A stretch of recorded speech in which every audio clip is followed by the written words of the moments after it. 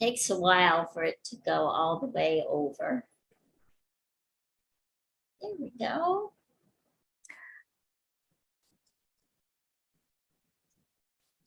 Good morning, everyone, and welcome to EWN Network. I'm Jean L'Oreal, and I'm here for a very special program that we have every month, and we get the joy of listening to Michele Landers, who is absolutely wonderful light worker. She is really a master in so many things. She's a certified hypnotherapist, and her numerology, she is the best to me. She's a numerologist. She brings in astrology. She doesn't claim to be an astrology master, but boy, she knows a lot. And I love the way she brings it into her I have to say predictions, but her look into the future for this month. So I hope you all enjoy her as much as I do. And I'm going to turn it over to her for all the new information that she wants to give us. So thank you for being here, and take it away, Michele. Thank you so much, Jean, and bless you. And just prior to this show, I had a very nice conversation with Jean, and I think she should give tips on staying happily married. I'm serious about that because I think she's got it down pat. But anyway, what we're here to talk about, and thank you for that introduction, Jean. What we're here to talk about the energies for September. And I have to say, when I was doing the September predictions and the energy, I was actually feeling kind of anxious because there's a lot going on. And so we're going to talk about that. And thank you, Jean. Yes, I am a board certified life coach, a certified hypnotherapist, a professional numerologist.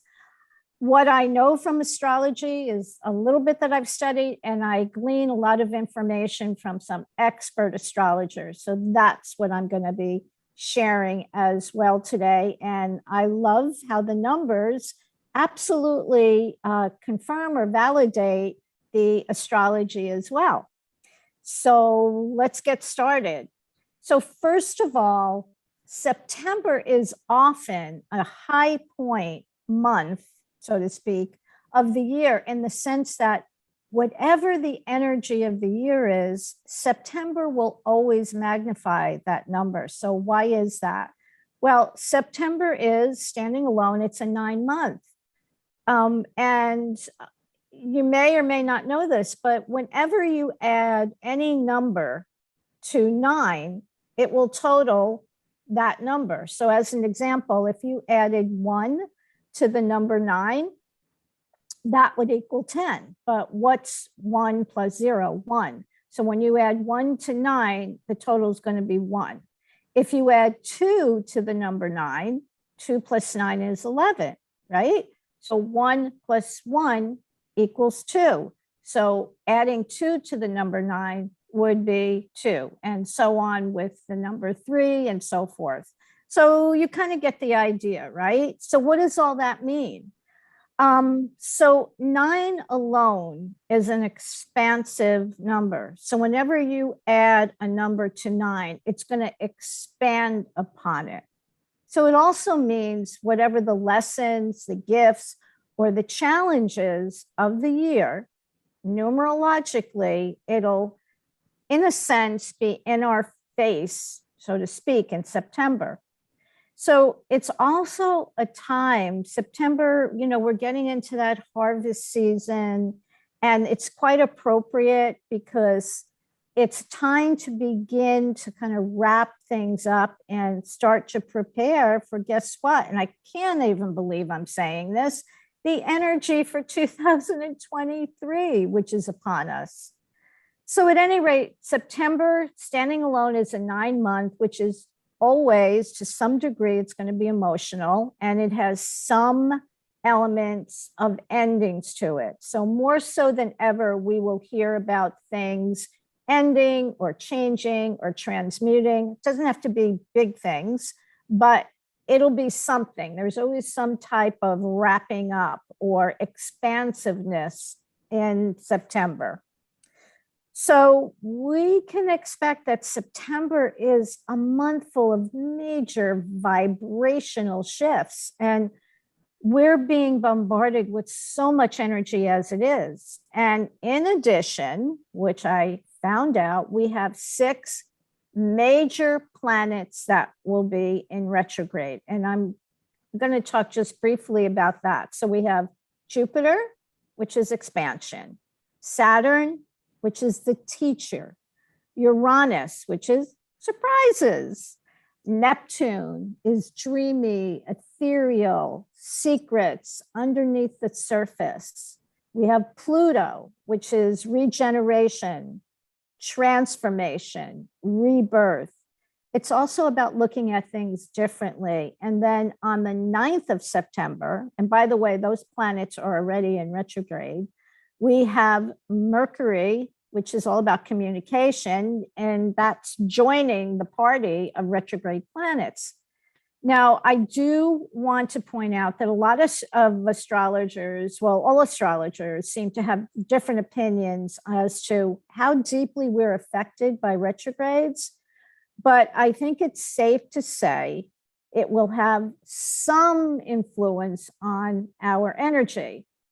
And as I said, many of these planets have been in retrograde for a while. It's just that this month they've all gathered together. So I just want everyone to understand a little bit about the planets and how they, or what they share, what their desire, so to speak, is when they go into retrograde, because retrograde means like delving into past. So Jupiter's in Aries in retrograde, and that's expansion. So Jupiter in retrograde reminds us to look at the things we might be missing to further our goals and our dreams. So because Jupiter is expansion and it's in Aries. Then we have Saturn in my sign, Aquarius, and that's the teacher. So do we know what our karmic lessons are in this life? And if we do know, how are we doing with those lessons that we need to learn? Have we made any progress? And then we have Uranus in Taurus, and Uranus is surprises, and Taurus is very, earth-based, earthbound, and among other things. And Uranus in Taurus invites us to think out of the box and tap into another way of seeing things and using our creativity to tackle old problems, situations, or goals. And in addition, Taurus rules money and resources. And we've seen and felt how that's been affected. So this month especially, there's going to be a lot more about our money and our resources.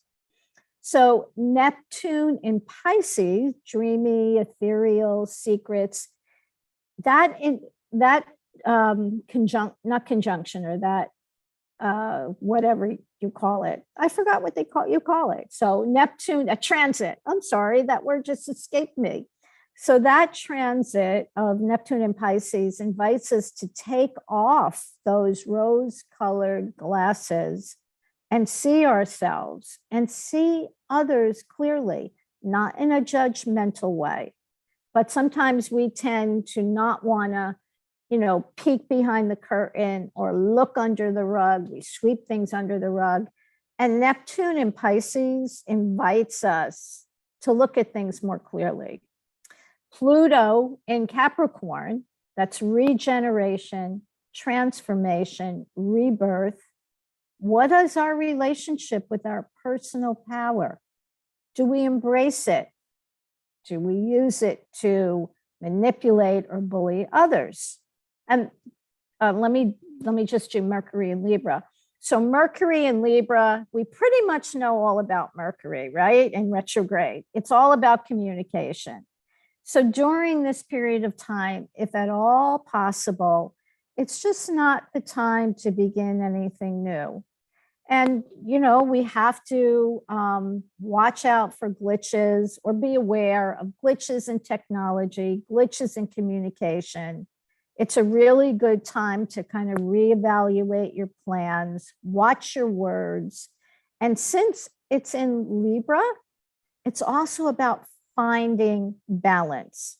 So to be sure, the technology sector, all things electronic, will be to a lesser or greater degree affected this month. So if we look at the numerology for September and all the numbers, because it's not just one number that'll influence us. Just a reminder again, September is a 9 months, so it's a time of clearing up and clearing out. And I think for many people, I do think there's going to be a feeling. I feel a little bit of this anxiety, and I'm feeling like people are saying, I got to get this stuff cleaned out, or I just don't need this anymore. And it can also be reevaluating relationships that are just not feeling comfortable. And, you know, what do you want to do about that? So it gives energy to all that. And since 2022, as a reminder, 2 + 2 + 2, it's a 6 year. So as we enter into this 9th month of September, the aspects of the 6 are enhanced or enlarged. And we're going to witness a more focused attention on all the characteristics of that number. So if we add 9 of September to the year of 2022, of course, what we get again is 6. So 9 + 6 is 15. So we want to interpret the 15 first, then the 1 and the 5 and the 6. Oh, and I wanted to, again, last month, I think I did the same thing. I wanted to show you the tarot cards, but I'll talk about it. So the number 15 in numerology is about the self, number 1, wanting freedom and choices. That's number 5. With a total of 6, wanting to live with beauty and love and also to be of service. So that energy is going to be enhanced. More people saying, hey, you know, I want freedom to do what I want. I want more choices. I want to take care of my family. What's happening with with families, with other people? How are we going to serve other people? So all of those numbers are going to be very, their energy is going to be very acute. Of course, the opposite of those numbers, so those are all good things, but the opposite then of the 15 could also be having an attitude, and this, you know, will come about perhaps in the political arena, or just we might hear about it where certain people say it's my way or the highway, or even being antagonistic or warlike. So the other interesting thing is, because I always look at the astrology and the numbers and the tarot. So in the tarot, the 15 is the devil card. And I do have it, but I didn't show it. Sorry about that. And I know that seems like a scary card, but let's just look at that for a minute. The challenge of the devil card right off the top is usually addictions and attachments. And it's also about shame and guilt. It's about control. And it also represents being seduced by the material world, or it can mean living in fear. So we might find, and all of this applies, by the way, to us on a personal level, the world, and the United States. So we might find that things are said or done that are going to trigger us and our fears.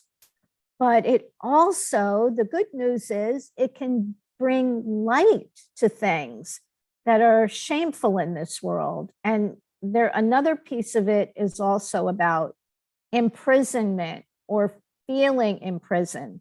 So, more and more people are finding their voice to speak out. And there's going to be people speaking out in a good way and people speaking out in a challenging way. So again, it's all about balance. But since all of these numbers have their opposite or their yin and yang, the 15, the really good news is it can also mean breaking free of controls and being free and breaking bad habits. So the theme this month could be, what will we not tolerate any longer? And I think that's going to be a big theme this month, and more people speaking out. And that's been happening all year, but I feel it's going to be more intensified. So let's talk about the number 6. So in the tarot, the number 6 is a card of the Lovers. And the Lovers represent relationships, balance, choices. It represents decisions to be made. So what are those decisions or choices that are going to be made in September? And what effect will they have on us? Because there are going to be decisions that are going to affect us as a whole.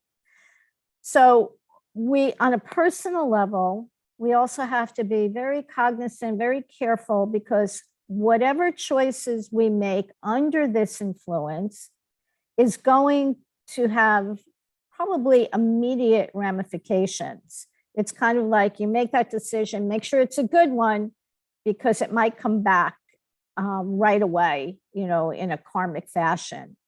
So 6 is also about love and beauty. It's about service.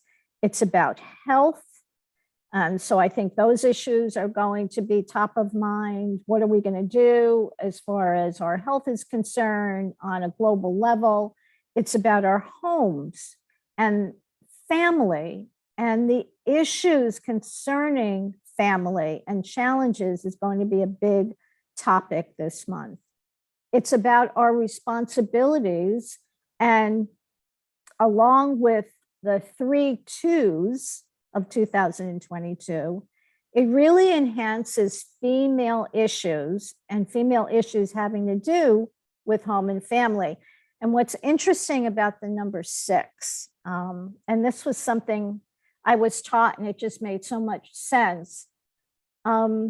Just as an aside, the numbers, what they look like, the shape of the numbers, let me just shut off that beeping for a minute.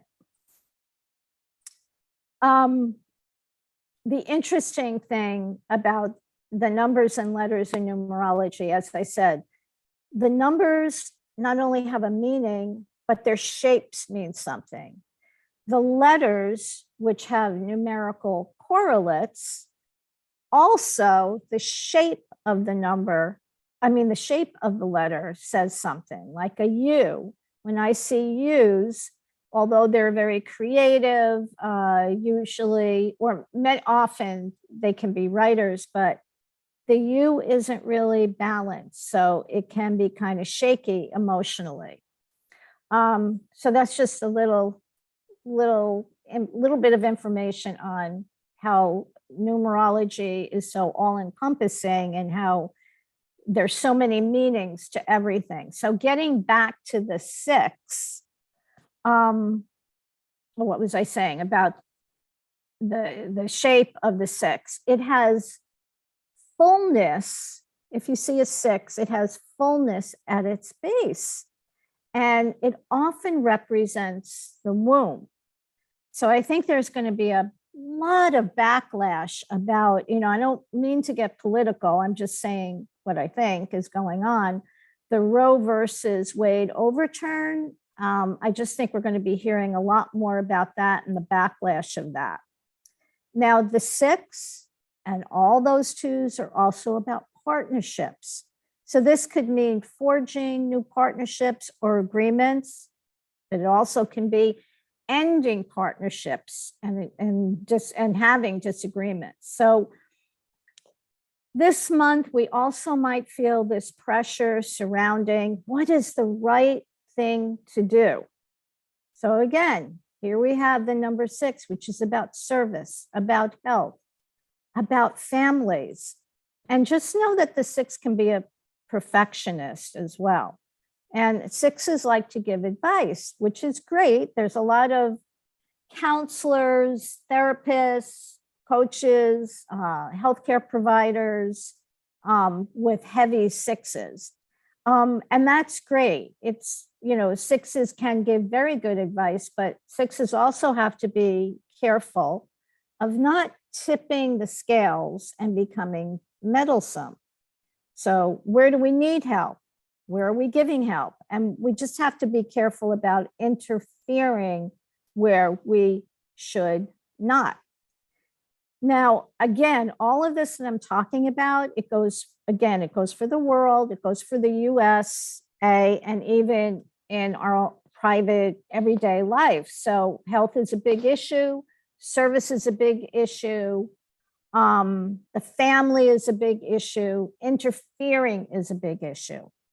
So we also are in the sign of Virgo. And if you know anything about Virgo, they're great about details, a little bit of a perfectionist, but Virgos are very precise about things. They're methodical, they're quick thinkers, but at times they can also be critical.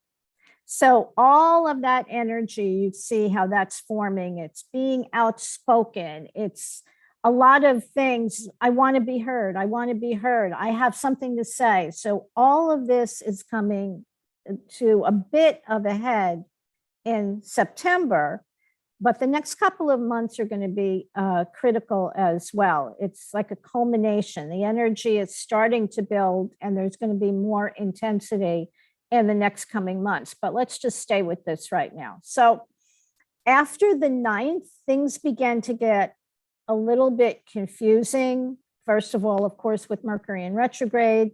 We also, legal issues might be in the foreground of what we're hearing in the news. That kind of energy sometimes can also manifest as earthquakes or volcanoes, extreme earth events. Even in the political sector, it can mean political earthquakes, so to speak, financial earthquakes. It can be shocks and surprises, sudden radical news, but it's also truth, and it's also awakening. So for the US, we're in an 8-year, which is all about power and finances, mainly how we use our power, how not being a bully, but taking a stand. The 8 years about taking a stand. So for September, the United States is in an 8-year, and the transit is a numerological transit of 7, which is about alliances, it's about partnerships, it's about the material world and power. So as a country, more so than ever this month, we may be flexing our muscles, so to speak. There's going to be a big focus on money, what we can do to put more money in our pockets. I think that's going to be a theme. Helping and healing, I think that's going to also be a big theme. And how we spend it, how to get our finances in order. And again, it's about taking a stand, as long as we're not too aggressive. We need a balancing here. And it would be so great if we could start forming new alliances. But it's also about foreign powers, and foreign powers that might be interfering with us. So very importantly, it's about communication, the need to open up the lines of communication. And in trying to open up those lines, sometimes it might bring forward our enemies, so to speak. But on the flip side, it's all how we use this energy. It can be about diplomacy. Now, the 8th card of the tarot is strength. And if I had the picture of it, it's a woman holding open the jaws of a lion, but she's doing it very gently. So it's strength and courage and bravery with confidence, compassion, kind of a taming control, overcoming self-doubt. And it's also the 17th card of the tarot, because 1 and 7 is 8, and that's the star, which I love, because when I saw that, I go, wow, that's great. And I love that card and that energy, because I hope what it brings forth are the positive qualities that I talked about of the 8, and that will shine through, because the star card embodies trust in yourself, trust in the universe.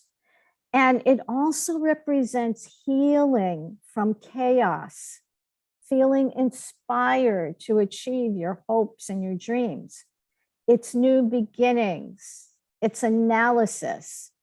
So it feels like the US will be taking some kind of a stand, so to speak, about these issues and about asserting our power and about bringing forth truth.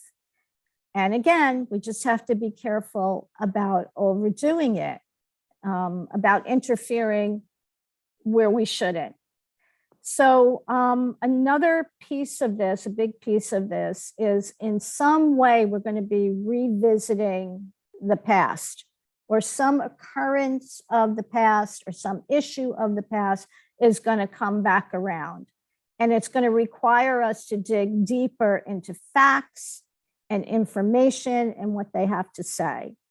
There also maybe talks about having to do with new original ideas, maybe how to overcome some of the shortages that we have with food, with grains, without agriculture. So it really gives impetus to new ideas shining forth, and again, this has to do with people speaking out. So on the 10th, we have a mystical harvest full moon in Pisces, and that's transitional and emotional. So the full moon in Pisces governs the unseen. It governs prisons, it governs hospitals, institutions. So how that's going to play out, I mean, that's one day, although the effects are a little bit before and a little bit after. And it's also kind of a drifty type of feeling, as well as feeling kind of hazy. And it's important during that period of time to ask ourselves, as I had mentioned earlier, taking off the rose-colored glasses, what illusions are we under? Like, where are we going? And it can bring some unexpected changes, but Pisces energy is all about increased awareness, creative energy, compassion, empathy. And if we really hook into it and we really attach to it, it'll give us inspiration to break away from the old, because that's what we've got to do. And that's really what the earth is doing right now, breaking away from the old to bring into the new.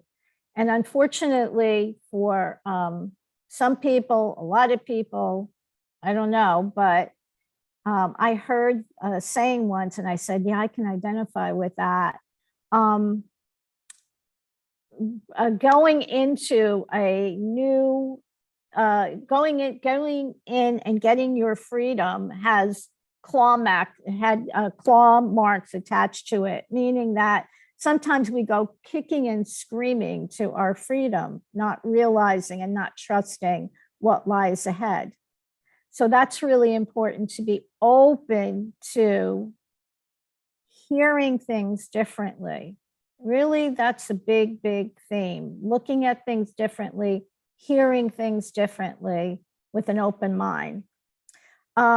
This watery energy that's going on, unfortunately, still means a lot of emotional stuff, and it also means on the physical level, flooding, to continue in different areas. So finally, on September 22nd, we have the autumn equinox. And the word equinox just comes from the Latin words for equal night. So, and that's, there's two equinoxes, vernal and autumn equinox. And it's about, the day and the night are equal as far as hours. So what's another word for the equinox? You could say balance. So the autumn equinox corresponds with the astrological sign of Libra. And the symbol for Libra is a scale, which is associated with, you guessed it, it's all about balance. So all of this energy this month seems to be directing us to take a good look at where we are, where we're going, or where we want to go, what needs to be cleared away, and how are we going to navigate letting those things go that need to be let go of. And this goes for a lot of our beliefs and our old ideas. How are we going to let that go for good? I mean, it's a wonderful time to consider what is no longer serving us and what needs to wither, because the trees are shedding what they no longer need, and so should we. So this month should prove to be quite an eye-opener in many ways. And so, as usual, we need to stay close to the people who share our ideas and our ideals. Excuse me, to stay as centered as possible. And also to send massive amounts of love to the world, to your friends, and importantly, to yourself. So that is the full enchilada, I think, for the month. And if there's more, I'll be sure to come back on EWN to talk about it. But I hope you found that interesting. And that kind of sums it up, Jean. Well, make sure can you hear me? Because I always myself and I forget. That was wonderful, Michelle. Thank you for all that information. I'm going to have to go back and listen to it and rewrite and write down some of the things you said, because it was so immense. And we are this month, I think the next couple of months, there's just so much happening, isn't there? There's just so much. And I really love the way you said that we've got to start balancing ourselves. Terry and I were talking about that a little bit yesterday. I was telling her, a lot of people kind of, they mount the line. There's a line, what I feel, between the world as it was and the world as it should be. And it's time for people to start putting both feet on one side of the line to gain that balance.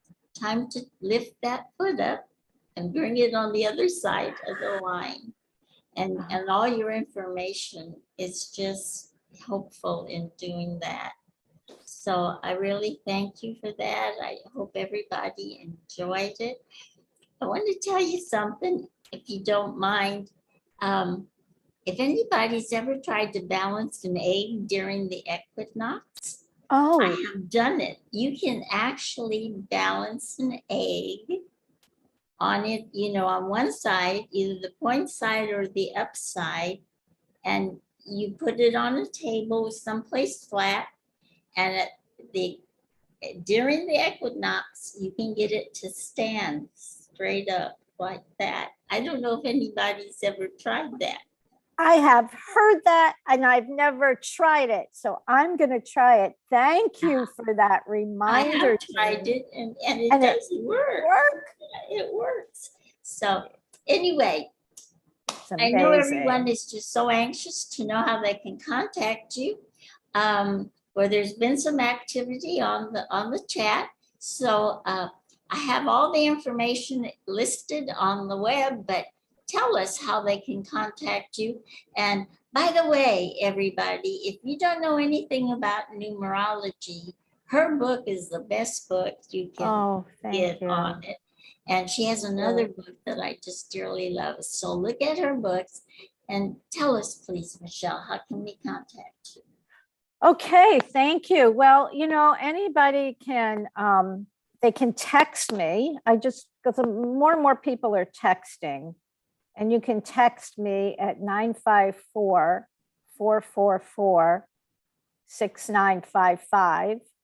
Or you can email me at Michele Landers at bellsouth.net. And Michele is with one L. You put two L's in there, it'll never get to me. Or again, you can check out my website at michellanders.com, Michele with one L. And on the website, there's a place where you can set up a free 15-minute, and it usually goes longer, a free chat to talk about, you know, whatever you want. Maybe you're struggling in life. Maybe you want to know more about numerology. Maybe you want to know more about hypnotherapy. Maybe you want to know about, maybe you're stuck in life, or whatever it is you'd like to chat about. I'm more than happy to do that. And as a reminder, we're getting close to the end of the year. So I would say, you know, it's such a good idea to get your chart done for the coming year, so you kind of know what energies, you know, people say, well, why should I get a numerology chart done? Well, if you're interested in finding out what energies are surrounding you for that year, get a numerology chart done, because it will guide you and help you in decision making. And what does that mean? Well, if it's a year that like all systems are go, and you can put everything out there if you're trying to create something new, and your chart shows, hey, this is really a power year, then you can do that. If it's not a power year, you can still make plans, and it will help you to outline and show you where you need to shore things up, so to speak, or where you need to, what areas of your life you need to look at. So it's really pretty informative. And that's probably the most I've ever said about the numerology charts. But I know a lot of people don't know, well, what sense is it to have them? But they're really, really informative. I know that for me, I, of course, you know, follow my chart every year. So anyway, that's pretty much it. And again, if anybody just wants to chat, I'm available. And Jean, I love you so much. Oh, I love you, and thank you so much. I really, you know, I hope everyone appreciates how wonderful these programs are on EWN. Like this one, this is an example of how beautiful all the programs are. So I want to thank everybody for being here. I want to apologize because there was a little confusion in the time, but I think it went just beautifully. And so I encourage you to follow Michele and to follow other programs on EWN. And I want to Yes. say namaste, Namaste. and love to everyone out there. Have a wonderful, wonderful day. Bye-bye. Bye.